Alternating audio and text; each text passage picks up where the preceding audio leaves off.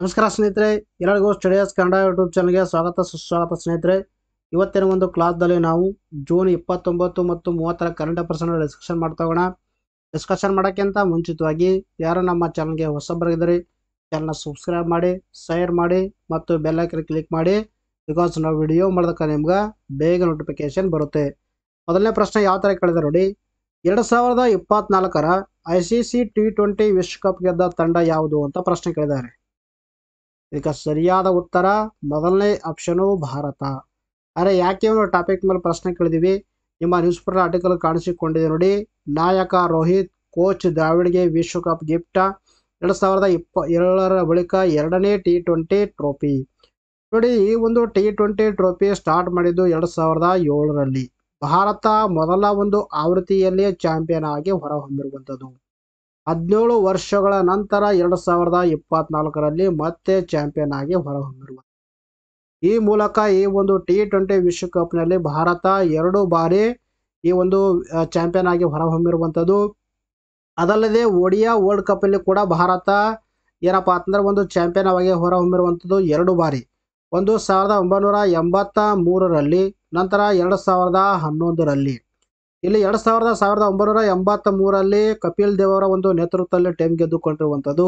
2011ರಲ್ಲಿ ಮಹೇಂದ್ರ ಸಿಂಗ್ ಧೋನಿ, ಆಮೇಲೆ 2007ರಲ್ಲಿ ಮಹೇಂದ್ರ ಸಿಂಗ್ ಧೋನಿ ಅವರ ನೇತೃತ್ವದಲ್ಲಿ.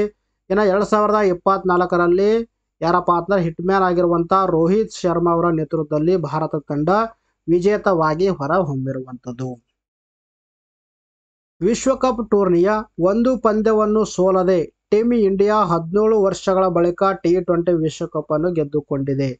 ನೋಡಿ, ಕೇವಲ ಈ ಒಂದು ವಿಶ್ವಕಪ್ ಗೆಲ್ಲೋದೇ ಅಷ್ಟೇ ಅಲ್ಲ, ಒಂದು ದಾಖಲೆಯನ್ನು ಕೂಡ ಮಾಡಿರುವಂಥದ್ದು ಭಾರತ ತಂಡ. ಏನು ದಾಖಲೆ ಅಂದ್ರೆ, ಈ ಒಂದು ವಿಶ್ವಕಪ್ ಟೂರ್ನಿಯಲ್ಲಿ ಯಾವುದೂ ಪಂದ್ಯವನ್ನು ಸೋಲದೆ ಎಲ್ಲಾ ಪಂದ್ಯವನ್ನು ಗೆಲ್ಲುವ ಮೂಲಕ ವಿಶ್ವಕಪ್ ಫೈನಲ್ ಅಲ್ಲಿ ಕೂಡ ವಿಜೇತವಾಗಿ ಹೊರಹೊಮ್ಮಿರುವಂಥದ್ದು. ಭಾರತವು ಫೈನಲ್ನಲ್ಲಿ ದಕ್ಷಿಣ ಆಫ್ರಿಕಾ ವಿರುದ್ಧ 7 ರನ್ಗಳ ಜಯಭೇರಿ ಇಲ್ಲಿ ಗೆಲುವನ್ನು ಸಾಧಿಸಿರುವಂಥದ್ದು. ಇನ್ನು ಭಾರತ 11 ವರ್ಷಗಳ ಬಳಿಕ ICC ಟೂರ್ನಿಯಲ್ಲಿ ಟ್ರೋಫಿ ಗೆದ್ದುಕೊಂಡಿರುವಂಥದ್ದು. T20 ಮಾದರಿ ಮಾತ್ರನ ತೆಗೆದುಕೊಂಡ್ರ 17 ವರ್ಷಗಳ ಇಲ್ಲಿ ಸಂದಿರುವಂಥದ್ದು. ಇನ್ನು T20, ಒಡಿಯಾ ಮತ್ತು ಚಾಂಪಿಯನ್ಸ್ ಟ್ರೋಫಿಗಳು ಎಲ್ಲವನ್ನು ತೆಗೆದುಕೊಂಡ್ರ 11 ವರ್ಷಗಳ ಬಳಿಕ ಈ ಒಂದು ICC ಟೂರ್ನಿಯಲ್ಲಿ ಟ್ರೋಫಿ ಗೆದ್ದುಕೊಂಡಿರುವಂಥದ್ದು.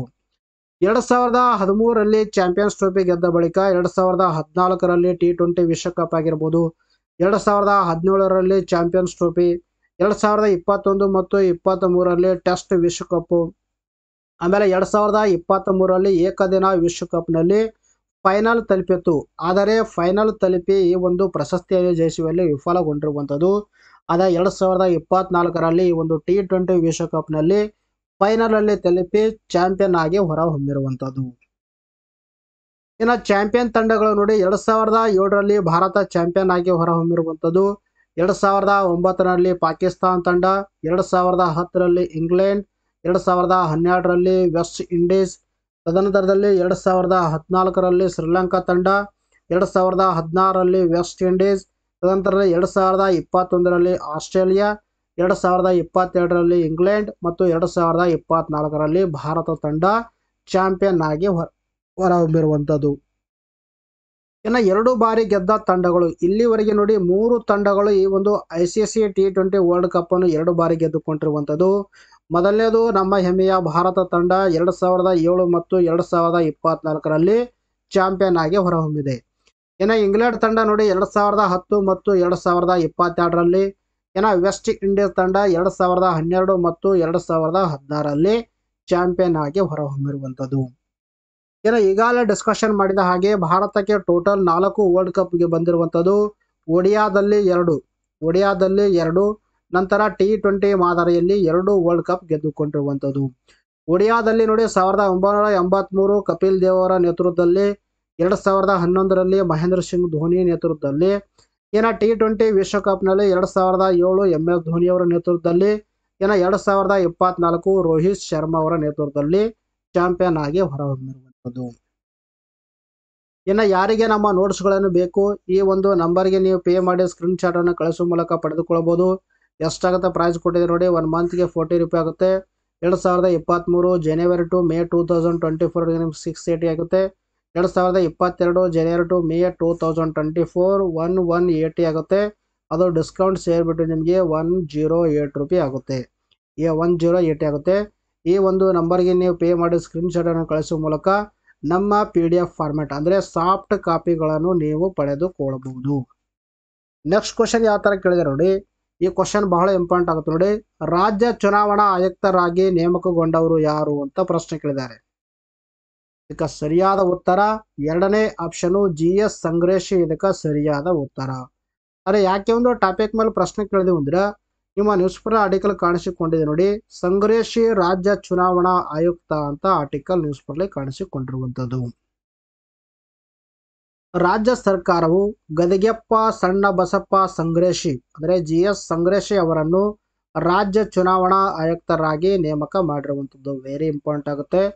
ರಾಜ್ಯ ಸರ್ಕಾರದ ಶಿಫಾರಸಿನಂತೆ ಚುನಾವಣಾ ಆಯುಕ್ತರನ್ನಾಗಿ ಸಂಗ್ರೇಶಿ ಅವರನ್ನು ನೇಮಿಸಿ ರಾಜ್ಯಪಾಲರಾಗಿರುವಂಥ ತಾವರ್ ಚಂದ್ ಗೆಹ್ಲೋಟ್ ಅವರು ಆದೇಶ ಹೊರಡಿಸಿರುವಂಥದ್ದು.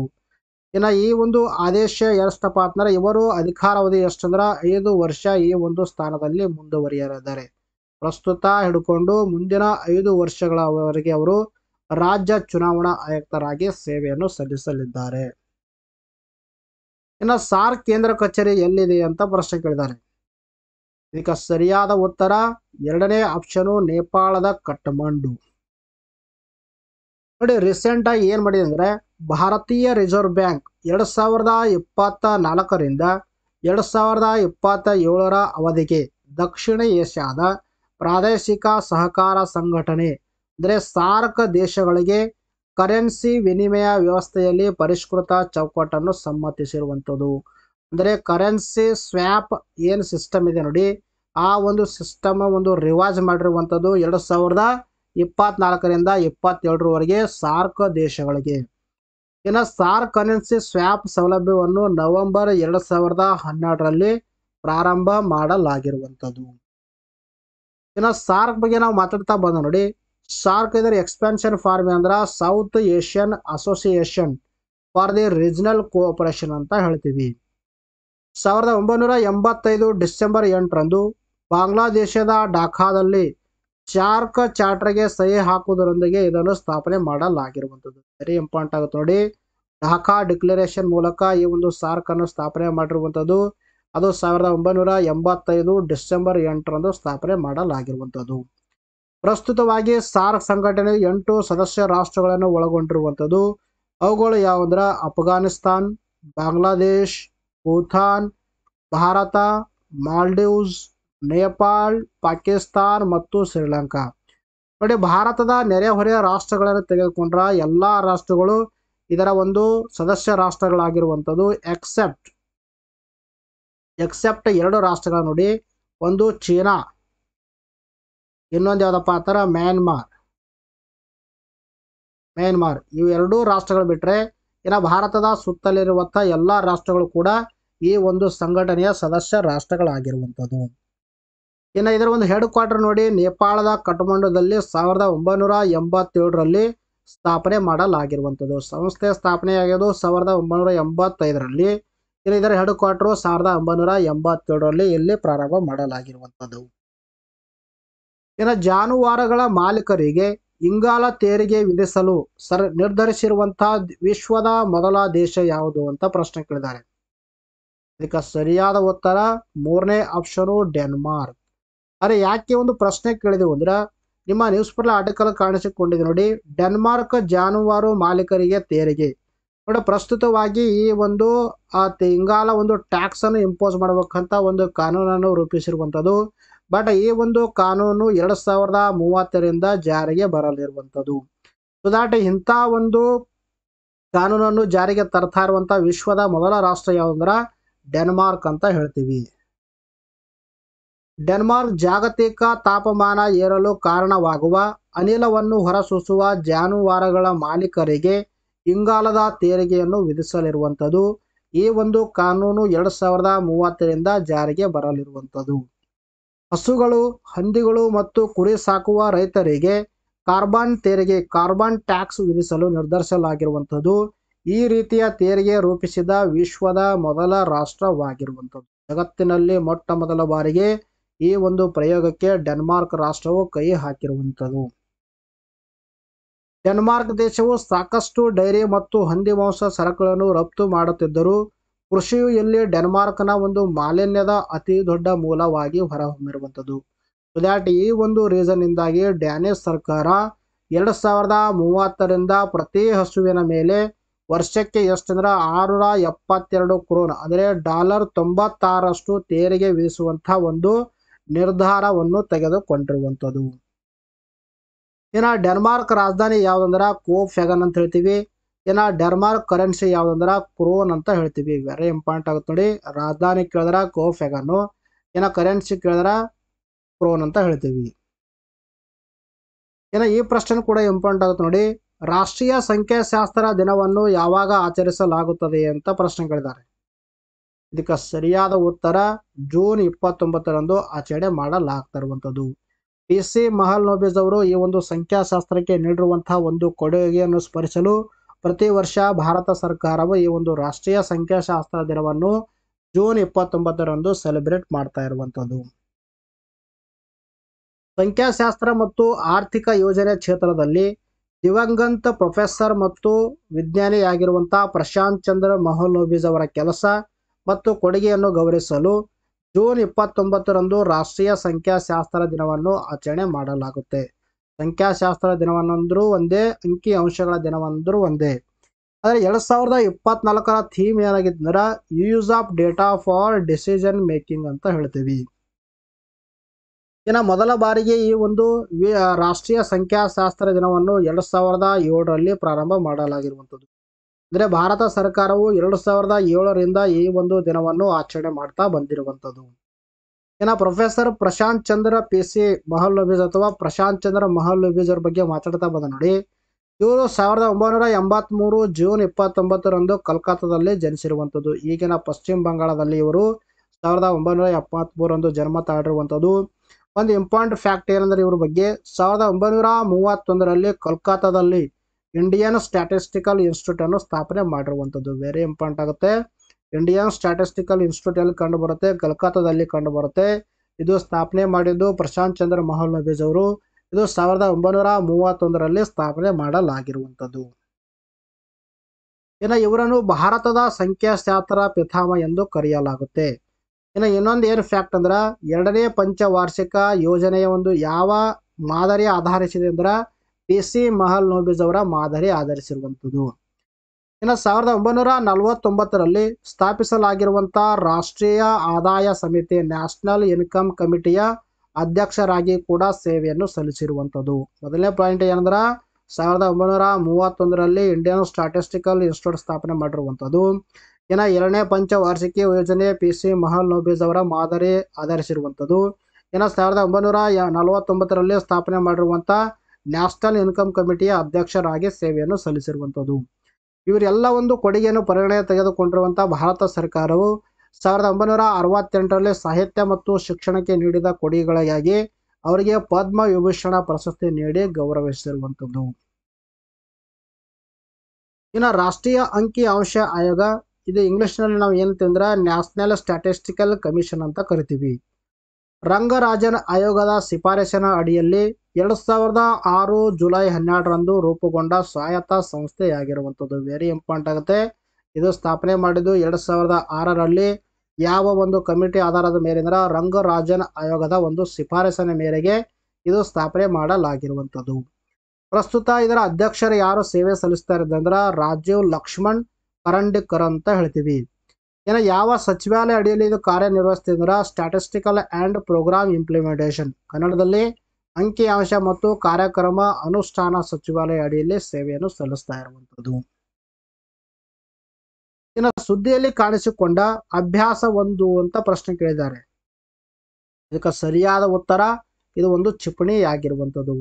ಅರೆ ಯಾಕೆ ಒಂದು ಟಾಪಿಕ್ ಮೇಲೆ ಪ್ರಶ್ನೆ ಕೇಳಿದೆವು ಅಂದ್ರೆ ನಿಮ್ಮ ನ್ಯೂಸ್ ಪೇಪರ್ ಆರ್ಟಿಕಲ್ ಕಾಣಿಸಿಕೊಂಡಿದೆ ನೋಡಿ.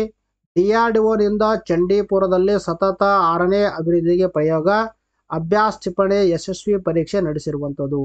ನೋಡಿ, ಸ್ಥಳೀಯವಾಗಿ ನಿರ್ಮಿಸಲಾಗಿರುವಂತಹ ಈ ಒಂದು ಕ್ಷಿಪಣಿಯನ್ನು ಇಲ್ಲಿವರೆಗೆ 6 ಬಾರಿ ಪರೀಕ್ಷೆ ಮಾಡಲಾಗಿರುವಂಥದ್ದು. 6 ಪರೀಕ್ಷೆಗಳು ಯಶಸ್ವಿಯಾಗಿ ಹೊರಹೊಮ್ಮಿರುವಂಥದ್ದು. ದೇಶೀಯವಾಗಿ ನಿರ್ಮಿತವಾಗಿರುವಂಥ ಅತಿ ವೇಗದ ವೈಮಾನಿಕ ಗುರಿ ದಾಳಿ ಸಾಮರ್ಥ್ಯದ ಅಭ್ಯಾಸ್ ಕ್ಷಿಪಣಿಯ 6ನೇ ಪರೀಕ್ಷೆ ಯಶಸ್ವಿಯಾಗಿರುವಂಥದ್ದು. ಒಡಿಶಾದ ಚಂಡೀಪುರದ ಇಂಟಿಗ್ರೇಟೆಡ್ ಟೆಸ್ಟ್ ರೇಂಜ್ನಲ್ಲಿ DRDOದ ಏರೋನಾಟಿಕಲ್ ಡೆವಲಪ್ಮೆಂಟ್ ಎಸ್ಟಾಬ್ಲಿಷ್ಮೆಂಟ್ ಅಂದರೆ ADE ವಿನ್ಯಾಸಗೊಳಿಸಿರುವಂಥ ಈ ಒಂದು ಅಭ್ಯಾಸ್ ಕ್ಷಿಪಣಿಯು 6 ಪ್ರಯೋಗಗಳನ್ನು ಯಶಸ್ವಿಯಾಗಿ ನಡೆಸಲಾಗಿರುವಂಥದ್ದು. ಒಟ್ಟಾರೆಯಾಗಿ ಈ ಒಂದು ಪಾಯಿಂಟಿಂದ ನಿಮಗೆ ಅಭ್ಯಾಸ್ ಅನ್ನೋದು ಒಂದು ಕ್ಷಿಪಣಿ ಆಗಿರುವಂಥದ್ದು. ಇಲ್ಲಿವರೆಗೆ 6 ಪರೀಕ್ಷೆ ಮಾಡಲಾಗಿರುವಂಥದ್ದು, ಅವೆಲ್ಲವೂ ಕೂಡ ಯಶಸ್ವಿಯಾಗಿ ಹೊರಹೊಮ್ಮಿರುವಂಥದ್ದು. ಇನ್ನು ಅಂತಾರಾಷ್ಟ್ರೀಯ MSME ದಿನವನ್ನು ಯಾವಾಗ ಆಚರಿಸಲಾಗುತ್ತದೆ ಅಂತ ಪ್ರಶ್ನೆ ಕೇಳಿದ್ದಾರೆ. ಇದಕ್ಕೆ ಸರಿಯಾದ ಉತ್ತರ ಮೊದಲನೇ ಆಪ್ಷನು ಜೂನ್ 27ರಂದು ಆಚರಣೆ ಮಾಡಲಾಗ್ತಾ ಇರುವಂಥದ್ದು. MSME ಕೊಡುಗೆ ಕುರಿತು ಜಾಗೃತಿ ಮೂಡಿಸಲು ವಿಶ್ವಸಂಸ್ಥೆಯ ಸೂಕ್ಷ್ಮ, ಸಣ್ಣ ಮತ್ತು ಮಧ್ಯಮ ಗಾತ್ರದ ಉದ್ಯಮಿಗಳ ದಿನವನ್ನು ವಾರ್ಷಿಕವಾಗಿ ಜೂನ್ 27ರಂದು ವಿಶ್ವದಾದ್ಯಂತ ಆಚರಣೆ ಮಾಡಲಾಗುತ್ತೆ. ಈ ಒಂದು MSMEಗಳ ಬಗ್ಗೆ ಜಾಗೃತಿ ಮೂಡಿಸೋಗೋಸ್ಕರ ಪ್ರತಿ ವರ್ಷ ನಾವು ಜೂನ್ 27ರಂದು ವಿಶ್ವ MSME ದಿನಗಳನ್ನು ಆಚರಣೆ ಮಾಡ್ತಾ ಇರುವಂಥದ್ದು. 2024ರ ಈ ಒಂದು ದಿನ ಎಷ್ಟನೇದಾಗಿಂದ್ರೆ 7ನೇ ದಿನವನ್ನು ಆಗಿರುವಂಥದ್ದು. ಅಂದರೆ ಇಲ್ಲಿವರೆಗೆ ನಾವು 7 ಬಾರಿ ಈ ಒಂದು ದಿನವನ್ನು ಸೆಲೆಬ್ರೇಟ್ ಮಾಡಿರುವಂಥದ್ದು. ಇದನ್ನು ಆಚರಣೆ ಮಾಡೋಕೆ ಸ್ಟಾರ್ಟ್ ಮಾಡಿದ್ದು ನಾವು 2017 ಜೂನ್ 27, ಅಂದರೆ ಮೊದಲ ಬಾರಿಗೆ ನಾವು 2017ರಲ್ಲಿ ಸೆಲೆಬ್ರೇಟ್ ಮಾಡಿರುವಂಥದ್ದು. 2024ರ 7ನೇ ಡೇ ಆಗಿರುವಂಥದ್ದು. ಇನ್ನು MSMEಗಳು ನೋಡ್ರಿ, ಇವುಗಳ ನಾವು ಏನಪ್ಪ ಅಂತಂದ್ರೆ ಒಂದು ಡೆಫಿನೇಷನ್ ನೋಡಿ, ನಿಮಗೆ ಇಲ್ಲಿ ನಾನು ಟೈಪಿಂಗ್ ಮಾಡಿದ್ದೀನಿ, ಇಲ್ಲಿ ಒಂದು ಪಿಕ್ಚರ್ ಮೂಲಕ ತೋರಿಸ್ತೀನಿ ನಿಮಗೆ. ಅರ್ಲಿಯರ್ ಮತ್ತು revised definition of the MSME very important ಆಗುತ್ತೆ. ನಾನೇ ಮಿನಿಸ್ಟ್ರಿ ಆಫ್ ಫೈನಾನ್ಸ್ ಅನ್ನ ತೆಗೆದುಕೊಂಡಿರುವಂಥದ್ದು. ಅರ್ಲಿಯರ್ ಏನೈತೆ ನೋಡಿ, ಕ್ರೈಟೇರಿಯಾ ಇವುಗಳ ಡೆಫಿನೇಷನ್ ಮಾಡೋಕೆ ಇನ್ವೆಸ್ಟ್ಮೆಂಟ್ ಇನ್ ಪ್ಲಾಂಟ್ ಮತ್ತು ಮಷಿನರಿ ಅಥವಾ ಇಕ್ವಿಪ್ಮೆಂಟ್ ಎಷ್ಟು ನಾವಲ್ಲಿ ಹೂಡಿಕೆ ಮಾಡ್ತಿದ್ದೀವಿ ಅದರ ಆಧಾರದ ಮೇಲೆ ಇವುಗಳನ್ನು ಏನು ಮಾಡ್ತಿದ್ರು, ಕ್ಲಾಸಿಫಿಕೇಶನ್ ಮಾಡ್ತಿದ್ರು. ಬಟ್ ಒಂದು ಕಂಪೋಸಿಷನ್ ಕ್ರೈಟೇರಿಯಾ ಪ್ರಸ್ತುತವಾಗಿ ಯಾವ ಥರ ಇದಾರೆ, ಇನ್ವೆಸ್ಟ್ಮೆಂಟ್ ಮತ್ತು ಆ್ಯನ್ಯುವಲ್ ಟರ್ನ್ ಓವರ್ ಯಾವ ಥರ ಇದೆ ಅದರಲ್ಲಿ, ಇವೆರಡೂ ಕೂಡ ಈಗ ಪ್ರಸ್ತುತವಾಗಿ ಪರಿಗಣನೆಗೆ ತೆಗೆದುಕೊಳ್ತಾ ಇರುವಂಥದ್ದು. ನಾನು ರಿವೈಸ್ಡ್ MSME ಕ್ಲಾಸಿಫಿಕೇಶನ್ ಮಾತ್ರ ಇಲ್ಲಿ ಡಿಸ್ಕಷನ್ ಮಾಡ್ತೀನಿ ನೋಡಿ. ಮೊದಲನೇದು ಅಂದರೆ ಇಲ್ಲಿ ನಾವು ಮ್ಯಾನುಫ್ಯಾಕ್ಚರಿಂಗ್ ಮತ್ತು ಸರ್ವಿಸ್ ಸೆಕ್ಟರ್ಗೆ ಎರಡೂ ಸೇಮ್ ಇರುವಂಥದ್ದು. ಇಲ್ಲಿ ಏನು ಮಾಡಿದ್ರು, ಪ್ರೀವಿಯಸ್ಸಲ್ಲಿ ಇಲ್ಲಿ ಮ್ಯಾನುಫ್ಯಾಕ್ಚರಿಂಗ್ ಎಂಟರ್ಪ್ರೈಸ್ ಬೇರೆನೇ ಇತ್ತು ಡೆಫಿನೇಷನಲ್ಲಿ, ಇನ್ನು ಸರ್ವಿಸ್ ಎಂಟರ್ಪ್ರೈಸ್ಗೆ ಬೇರೆನೇ ಇತ್ತು. ಬಟ್ ಪ್ರಸ್ತುತವಾಗಿ ಮ್ಯಾನುಫ್ಯಾಕ್ಚರಿಂಗ್ ಸೆಕ್ಟರ್ ಮತ್ತು ಸರ್ವಿಸ್ ಸೆಕ್ಟರಲ್ಲಿ ಎರಡೂ ಕೂಡ, ಅಂದರೆ ಮ್ಯಾನುಫ್ಯಾಕ್ಚರಿಂಗ್ ಯೂನಿಟ್ ಮತ್ತು ಸರ್ವಿಸ್ ಯೂನಿಟ್ಗಳಿಗೆ ಎರಡೂ ಕೂಡ ಸೇಮ್ ಡೆಫಿನೇಷನ್ ಅಪ್ಲೈ ಆಗ್ತಾ ಇರುವಂಥದ್ದು. ಆದರೆ ಮೈಕ್ರೋ ಉದ್ಯಮಗಳು ಯಾವಕ್ಕಂತ ಕರಿತೀವಿ ಅಂದ್ರೆ ನಾವು ಅವುಗಳ ಒಂದು ಇನ್ವೆಸ್ಟ್ಮೆಂಟು ಲೆಸ್ ದ್ಯಾನ್ 1 crore ಆಗಿರಬೇಕು. ಇನ್ನು ಟರ್ನ್ ಓವರ್ ಎಷ್ಟಾಗಿರಬೇಕು, 5 crore ಕಡಿಮೆ ಆಗಿರಬೇಕು. ಇನ್ನು ಸ್ಮಾಲ್ ಎಂಟರ್ಪ್ರೈಸಸ್ ನಾವು ಯಾವ ಕರಿತೀವಿ, ಇನ್ವೆಸ್ಟ್ಮೆಂಟು 10 crore ಕಡಿಮೆ ಇರಬೇಕು. ಇನ್ನು ಆ್ಯನ್ಯುವಲ್ ಟರ್ನ್ ಓವರು 50 crore ಕಡಿಮೆ ಇರಬೇಕು. ನಂತರದಲ್ಲಿ ಮೀಡಿಯಂ ಟರ್ಮ್ ಎಂಟರ್ಪ್ರೈಸಸ್ ನೋಡಿ, ಇನ್ವೆಸ್ಟ್ಮೆಂಟು 20 crore ಕಡಿಮೆ, ಟರ್ನ್ ಓವರು 100 crore ಕಡಿಮೆ. ಒಂದು ಯಾವುದು ಲೆಸ್ ದ್ಯಾನ್ 1 crore, ಆಮೇಲೆ ಲೆಸ್ ದ್ಯಾನ್ 5 crore. ಇದು ಯಾವುದಪ್ಪ ಅಂತಾರೆ ಮೈಕ್ರೋ. ತದನಂತರದಲ್ಲಿ ಲೆಸ್ ದ್ಯಾನ್ 10 crore, ಆಮೇಲೆ ಲೆಸ್ ದ್ಯಾನ್ 50 crore. ಇದು ಯಾವುದು, ಇದು ಸ್ಮಾಲ್ ಅಂತ ಹೇಳ್ತೀವಿ. ನಂತರದಲ್ಲಿ ಲೆಸ್ ದ್ಯಾನ್ 20 crore, ಆಮೇಲೆ ಲೆಸ್ ದ್ಯಾನ್ 100 crore. ಇದು ಯಾವ್ದಾರ ಮೀಡಿಯಂ ಎಂಟರ್ಪ್ರೈಸಸ್ ಅಂತ ಹೇಳ್ತೀವಿ. ಬಹಳ ಇಂಪಾರ್ಟೆಂಟ್ ಆಗುತ್ತೆ. ಇನ್ನು ನೆಕ್ಸ್ಟ್ ನಾನು ಕೊಟ್ಟಿದ್ದೇನೆ, ಮೊದಲನೇ ಪ್ರಶ್ನೆ ಯಾವ ಥರ ಕೊಟ್ಟಿದ್ದಾರೆ ನೋಡಿ, ಭಾರತದಲ್ಲಿ ವಾರ್ಷಿಕವಾಗಿ ರಾಷ್ಟ್ರೀಯ ವಿಮಾ ಜಾಗೃತಿ ದಿನವನ್ನು ಯಾವಾಗ ಆಚರಿಸಲಾಗುತ್ತದೆ ಅಂತ ಪ್ರಶ್ನೆ ಕೇಳಿದ್ದಾರೆ. ಇದಕ್ಕೆ ಸರಿಯಾದ ಉತ್ತರ ಜೂನ್ 28ರಂದು ಆಚರಣೆ ಮಾಡಲಾಗುತ್ತೆ. ಇನ್ನು ವಿದೇಶಾಂಗ ಕಾರ್ಯದರ್ಶಿಯಾಗಿ ಯಾರನ್ನು ನೇಮಿಸಲಾಗಿದೆ ಅಂತ ಪ್ರಶ್ನೆ ಕೇಳಿದ್ದಾರೆ. ಇದಕ್ಕೆ ಸರಿಯಾದ ಉತ್ತರ ವಿಕ್ರಮ್ ಮಿಸ್ರಿ. ಇನ್ನು ಯಾವ ದೇಶವು ಅಂತಾರಾಷ್ಟ್ರೀಯ ಸೌರ ಒಕ್ಕೂಟದ 100ನೇ ಪೂರ್ಣ ಸದಸ್ಯತ್ವ ಪಡೆದಿದೆ ಅಂತ ಪ್ರಶ್ನೆ ಕೇಳಿದ್ದಾರೆ. ಇದಕ್ಕೆ ಸರಿಯಾದ ಉತ್ತರ ಪರಾಗ್ವೆ. ಪ್ರೀವಿಯಸ್ ವಿಡಿಯೋದಲ್ಲಿ ನಾವು ಇದರ ಬಗ್ಗೆ ಸವಿಸ್ತಾರವಾಗಿ ಡಿಸ್ಕಷನ್ ಮಾಡಿದ್ದೀವಿ. ಇನ್ನು Bharat centre of Olympic research and education ಅನ್ನು ಎಲ್ಲಿ ಉದ್ಘಾಟಿಸಲಾಯಿತು ಅಂತ ಪ್ರಶ್ನೆ ಕೇಳಿದ್ದಾರೆ. ಇದಕ್ಕೆ ಸರಿಯಾದ ಉತ್ತರ ಗಾಂಧಿನಗರ್. ಸ್ನೇಹಿತರೆ, ಇಲ್ಲಿ ಒಂದು ವಿಡಿಯೋ ಮುಗಿಸೋಣ. ಮತ್ತೆ ಮುಂದಿನ ವಿಡಿಯೋದಲ್ಲಿ ನಾವು ಭೇಟಿಯಾಗೋಣ. ಟೇಕ್ ಕೇರ್, ಬೈ ಬಾಯ್.